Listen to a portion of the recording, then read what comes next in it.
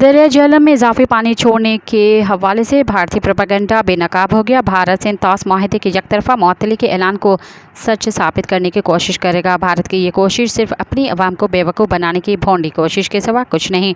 भारत ने पहले दरिया जहलम में इजाफी पानी छोड़कर सैलाबी सूरत-हाल का तासुर देना चाहा।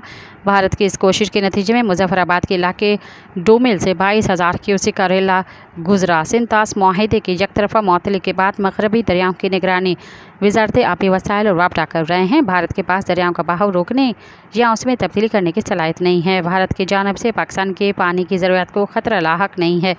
भारत के पास इस वक्त मगरबी दरियाओं पर महज 0.624 मिलियन एकड़ फिट पानी ज़ख़ीरा करने की मजमूई गुंजाइश है। उसके मुकाबले में सिर्फ पाकिस्तान के मंगला रिजर्वायर में 7.35 मिलियन एकड़ गुंजाइश है।